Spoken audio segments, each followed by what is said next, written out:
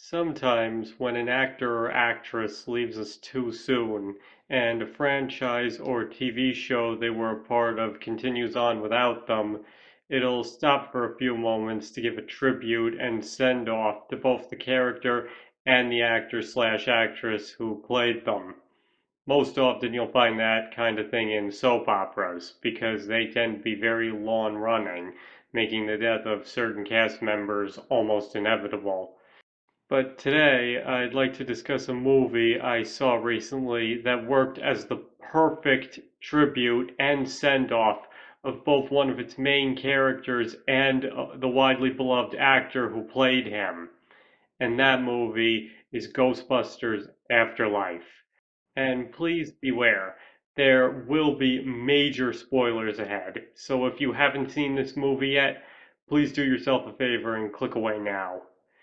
Now, before I get started, I would just like to say that on the whole, Ghostbusters Afterlife may just be the first modern movie I've actually enjoyed watching in years. The third act in particular had me completely hooked, and though I know many have accused that part of just being a retread of the first Ghostbusters movie, personally I thought there were enough differences between them to make the two distinguishable and enjoyable on their own terms. And while the movie does play it safe, I didn't find anything wrong with that. Sometimes retreading old ground is just as good as taking new paths, as I'll explain more a bit later. But I'm getting off topic here.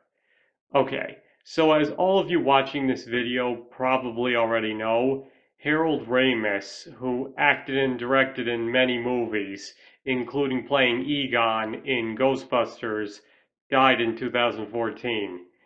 This was the main reason why they decided to reboot the series instead of doing the third movie Dan Aykroyd had promised fans for decades. When that failed to make money, however, the studio decided to try out a third movie after all and write Harold Ramis' death into the plot.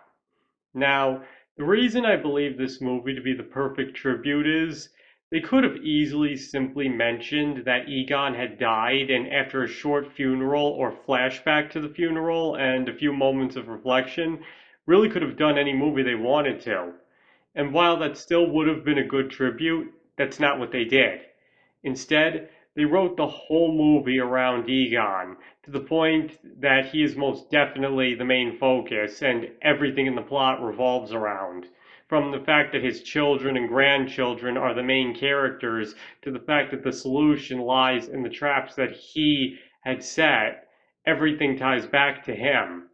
They even make sure he plays as big a role in the plot as possible, despite the obvious limitations they had, from keeping him obscure in the beginning to making him an invisible poltergeist guiding his family to his appearance at the end. But I want to get back to that last part a little later. The point is, this movie goes so far out of its way to make sure it honors both the character and his actor that the other, still living Ghostbusters have a much smaller part than they probably should have because of it. But again, in this case I'd say that worked, because they've still got time to let the remaining three have their moments to shine.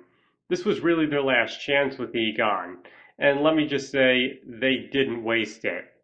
But what also makes this work as a tribute is not everything is focused on him directly, with the movie also giving plenty of time for the audience to warm up to the new characters, two of which are essentially Egon's legacy. And I will say, with an endless amount of hugely annoying teenage stereotype pitfalls that to fall into, they managed to avoid every single one of them. Egon's grandchildren or not, all of the teenagers are extremely likable and well written, with all of their rediscoveries of the Ghostbusters equipment and how they handle it making perfect sense and being completely understandable. I guess the point I'm trying to make here is Ghostbusters Afterlife manages the impossible task of being a celebration of a beloved franchise, a continuation of that same franchise, and a massive tribute to one of its main characters, and pulls all three of them off almost flawlessly. And that's the main reason I can forgive the retreads and minor inconsistencies with the script, because it managed to juggle those many different elements so well that you can cut them a little slack. But now I think it's time to get back to that scene at the end. Now, before I say anything, I would just like to note that I was never a huge Ghostbusters fan. I mean, I had seen both the movies and liked them, especially the first one, but it didn't rank in my 10 favorite movies of all time or anything like that. And with that said, I nearly cried when Egon's ghost appeared at the end. Even though I was pretty sure something like that would happen, I was still blown away by it. Now I know I made a whole other video saying how unimpressed I usually am with CGI, but if you ask me, this is one of the best uses of it I have ever seen. For a few minutes there, it really does feel like they've brought Harold Ramis back to life. I mean, this movie handles the character of Egon so well that I'm pretty sure, even if you've never seen the other movies, you might still be moved by that scene. And the way he finally appears just at their darkest moment, getting to stand with his partners one last time, and being able to make peace with everybody he cares about, all without him saying a single word before finally moving on with those words, "For Harold" appearing. Pure perfection. I really don't know how else to describe it. They did everything perfectly with those last few minutes.